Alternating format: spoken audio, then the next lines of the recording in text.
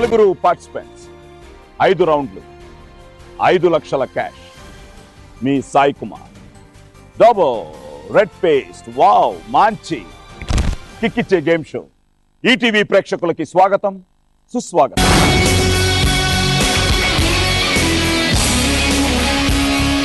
Friends, ఈరోజు ఈ double red paste wow మంచి కిక్కిచ్చే గేమ్ షోలో పార్టిసిపేట్ చేయడానికి మీ అందరి ఆదరాభిమానాలతో విజయవంతంగా ప్రదర్శింపబడుతున్న కళ్యాణ్ రామ్ కత్తి టీం మన ముందుకు రాబోతోంది. So let's welcome Raghava, Jhansi, Satyakrishnan, Mallikarjun and Vakkantham Vamsi. జయ జయ రామ్ జయ జయ రామ్ జయ జయ రామ్ జయ జయ రామ్ జగదభిరామ్ తారక రామ్. నీ దీవెనలు అభయాలే చలువల పందిళ్ళు, నీ కనుసన్నలు కలకాలం మేముంటే చాలు.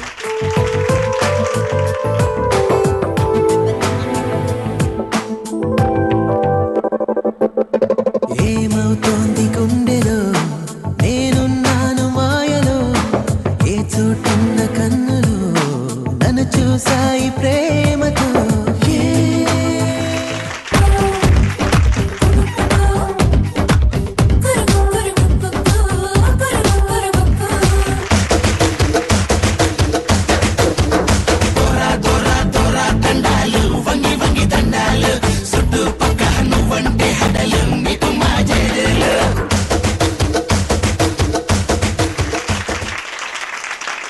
So welcome to Dabur's red paste wow మంచి కిక్కిచ్చే గేమ్ షో.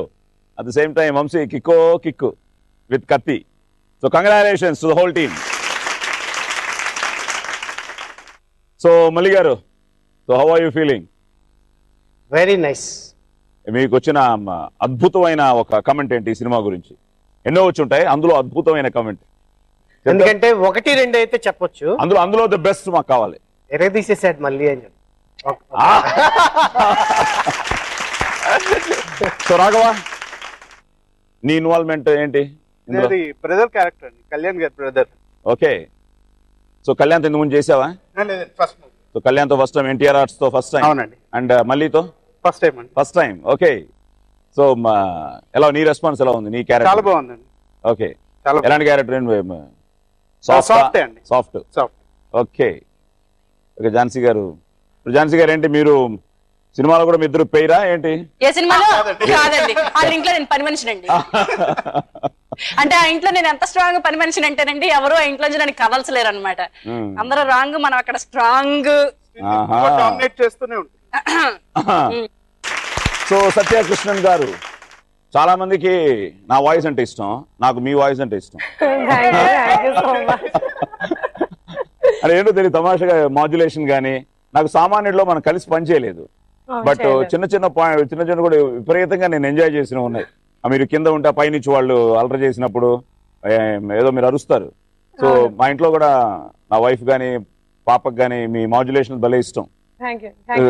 సో మీరు బేసిక్ గా ఫ్రమ్ హైదరాబాద్ ఏనా? బేసిక్ గా ఫ్రమ్ హైదరాబాద్ తెలుగు.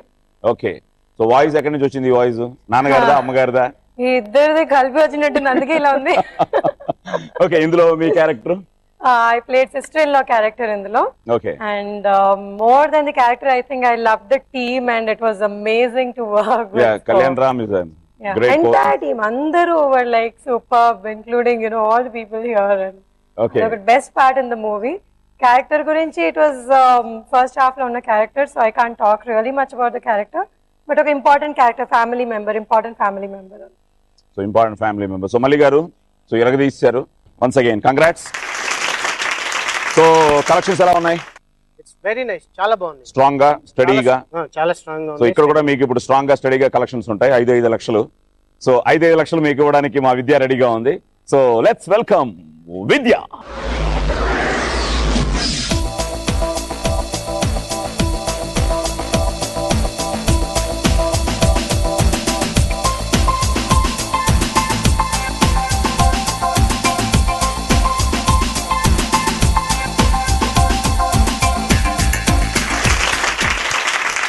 ఓకే, ఇది ఫస్ట్ రౌండ్. ఏంటంటే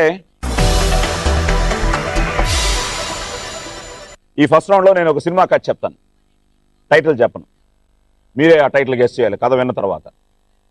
వంశీ నీతో స్టార్ట్ అవుతుంది. సో ఆ కథలో నుంచి 5 ప్రశ్నలు అడుగుతాను. సో నువ్వు 5 కరెక్ట్గా చెప్పేస్తే 50,000 నీ అకౌంట్లో సేఫ్గా ఉంటుంది. Let's start playing round number 1. Cut చేస్తే వంశీ నీతోనే మొదలు. రెడీయా? సో సినిమాలు బాగానే చూస్తావు, నీ సినిమాలు చూస్తావు, అందరి సినిమాలు చూస్తావా? పర్లేదు, చూస్తాను. ఎన్టీఆర్ గారి సినిమాలే చూస్తావు, ఇష్టమైన హీరో ఎన్టీఆర్ కదా, ఆయన సినిమాలన్నీ చూసావా? మాక్సిమం దాదాపు చూసాను. మాక్సిమం చూసావు. మీకు ఎన్టీఆర్ అంటే, మీకు సత్య గారు, మీకు రాఘవా? ఎన్టీఆర్. ఝాన్సీ గారు మీకు? మొదలు పెట్టమంటారా సార్? అమ్మో అంతమంది ఉన్నారు. సత్య గారు మీకు? ఫేవరెట్ హీరోనా? నాగార్జున. ఒకరున్నారు అక్కడ ఏంటి. ఓకే, సో వంశీ ఇప్పుడు నేను 6 లైన్లో చెప్తాను ఇప్పుడు ఈ కథలు.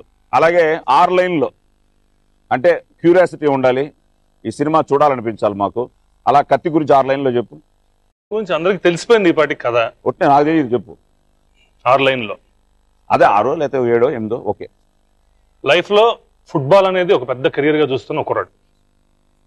ఒకవైపు తనను విపరీతంగా ఇష్టపడే ఒక ఫ్యామిలీ.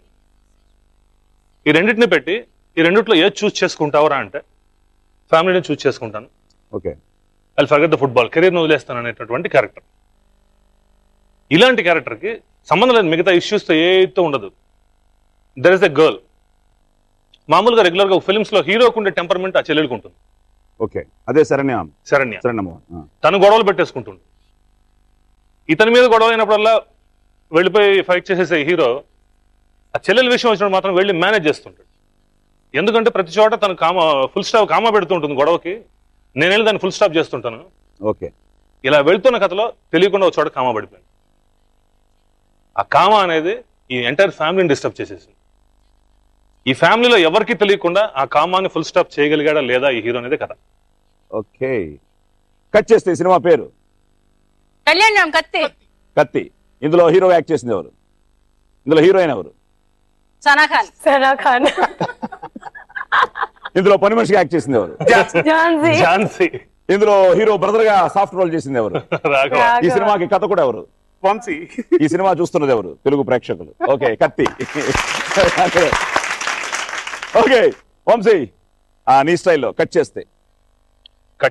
చేస్తే ఇద్దరు ఒకేలా ఉండే కవల పిల్లలు. మీకు ఆన్సర్లు తెలిస్తే చెప్పకండి. ఓ సంఘటనలో అన్నదమ్ములు ఇద్దరు తప్పిపోతారు. ఒక హీరో పేదరాలింట్లో పెరిగి పెద్దవాడవుతాడు.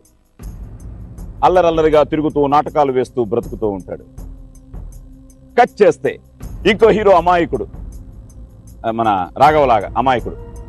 అక్క బావల దగ్గర పెరిగి పెద్ద అయ్యేటప్పటికి బావ పెట్టే కష్టాలు తట్టుకోలేక ఇంట్లో నుంచి పారిపోతాడు. కట్ చేస్తే అంటే తెలిసినట్టు ఏదో చాలా ఎక్కువ ఫీల్ అవుతున్నావు. ఇలాంటి సినిమాలు చాలా వచ్చాయి తెలుగులో, ఆలోచించు. ఒక హీరో స్థానంలో ఇంకో హీరో వస్తారు. బావకు బుద్ధి చెప్పి ఇద్దరు హీరోలు కలుస్తారు. సినిమా చరిత్రలో ద్విపాత్రాభినయానికి పునాది సినిమా రాముడు భీముడు. రాముడు భీముడు. రాముడు భీముడు. ఎస్. ఇప్పుడు 10,000 నాకు వచ్చినట్టేనా? లేదు. Question number 1. ఇది ఒకటే గెస్ చేసే పేరు. ఈ సినిమా కవల సోదరులుగా డబుల్ రోల్ వేసిన హీరో ఎవరు? ఎన్టీఆర్. మొత్తం 50,000 ఇచ్చానా?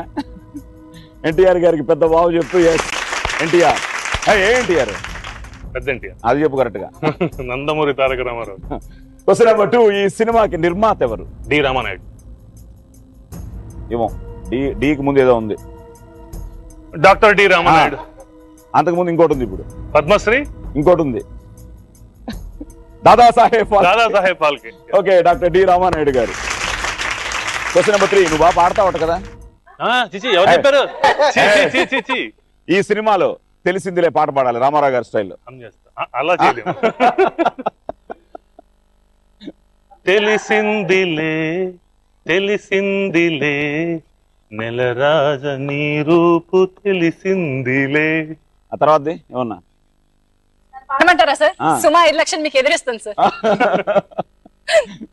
వద్దులేండి, మాకు రాదు. వద్దులేండి సార్, ఒట్టు పెట్టాను సార్. బాబులో మాత్రం పాడనని సుమకి మాట ఇచ్చాను సార్. ప్లీజ్ సత్య గారు మీ వాయిస్ తో పాడితే. చలిగాలి చలిగాలి రమ్మంటూ పిలిచిందిలే, చెలిచూపు నీ పైన నిలిచిందిలే, తెలిసిందిలే. కరెక్ట్, కష్టపడి ఒక లైన్ పాడవచ్చు.